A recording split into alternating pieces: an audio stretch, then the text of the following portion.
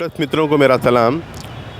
कल हमारे रेवंत रेड्डी साहब गांधी भवन तशरीफ़ लाए और एमपी जो एप्लीकेशन सबमिट करे थे उसको शॉर्टलिस्ट किए हैं और शॉर्टलिस्ट करके वो दिल्ली को भिजा दिए हैं। और रेवंत रेड्डी साहब लोगों को ये अपील किए, हमारे कैडर को ये अपील किए कि आप बहुत ही मेहनत से, जैसा कि हम माजी में अभी एमएलए इलेक्शन के लिए हमारी गवर्नमेंट को लेके आए, वैसे ही हमारे को 17 के 17 हमारे को लोकसभा के हमारे को सीट्स हासिल होना है।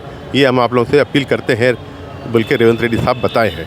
और दूसरी बात ये है कि मैं मोहम्मद अहमद अली स्पोक्स पर्सन, मैं 91 से मैं खिदमत मेरे हैं गांधी भवन को और कांग्रेस पार्टी के लिए। तो मैं आज एक एप्लीकेशन हमारे महेश कुमार गौड़ साहब जो यहाँ के इंचार्ज हैं उनको कॉरपोरेशन के चेयरमैन के बाद से रेवंत रेड्डी साहब फाइनल कर रहे हैं। उसमें हमारा भी नाम उसमें रखता हूँ करके वादा किए हैं और इंशाल्लाह मुझे कॉरपोरेशन का कोई भी जो भी पार्टी देगी, जो भी चेयरमैनशिप देगी, मैं इसको बखूबी निभाऊंगा। और इंशाल्लाह कांग्रेस पार्टी का ये बहुत बड़ा मेरे लिए प्रिविलेज है, मेरे लिए गिफ्ट है। साहब ये मुल्क हमारा सुख का है, इसके ऊपर आप क्या कहेंगे?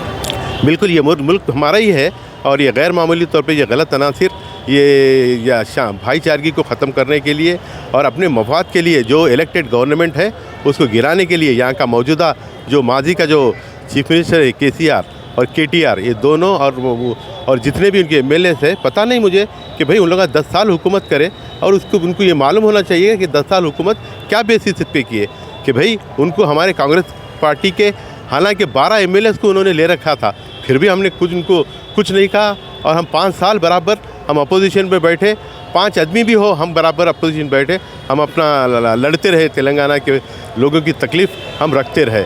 आप लोग को उस बात का एहसास नहीं है। आज लोगों में तुमने जो वादे किए थे, तुमने तो लोगों को जो प्रॉमिस किए थे वो फुलफ़िल नहीं किए।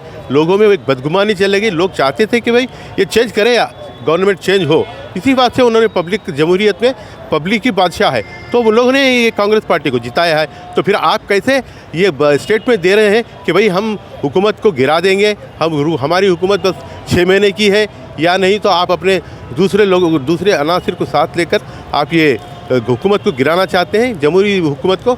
ये अगर ऐसा तो नहीं होगा। हमारे रेवंत रेड्डी साहब कोई कमज़ोर नहीं है, उनको पता नहीं है कि कैसे हुकूमत लाए कि उन्होंने तो उसको बचाना भी जानते हैं उन्होंने कैसे करना है।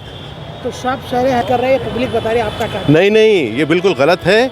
हम किसी के साथ हमारा कोलिशन नहीं है, ना हम किसी के साथ मिले। हाँ, अलबत्ता बीआरएस और बीजेपी में मफाहमियत हो सकती, शायद हो सकता वो कर रहे हैं, वो लोग मिल रहे होंगे उसमें कि ये चीज़ ये हो रही है। और हम कभी किसी से कोलिशन नहीं करते, हम ना कोई उनके साथ मिलकर इलेक्शन लड़ते। साहब आज एमएलसी महेश कुमार गौड़ साहब से मिले तो आपको क्या तयक़ीन दिया साहब? जी, ये हमारे महेश कुमार साहब बिल्कुल बहुत ही बेहतरीन जो युद्ध अपने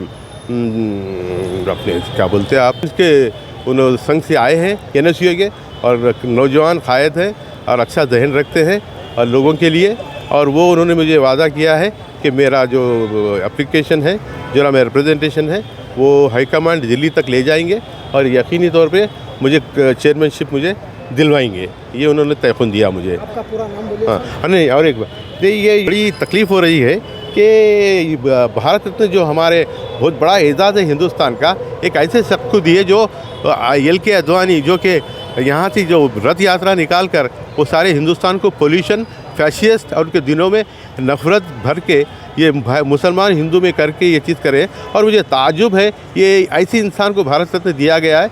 ये बड़ी अफसोस की बात है। ये विड्रा करना चाहिए उनको जो भारत रत्न दिया। और हमारे पास बहुत काबिल लोग हैं जिनको देना चाहिए वो भारत रत्न।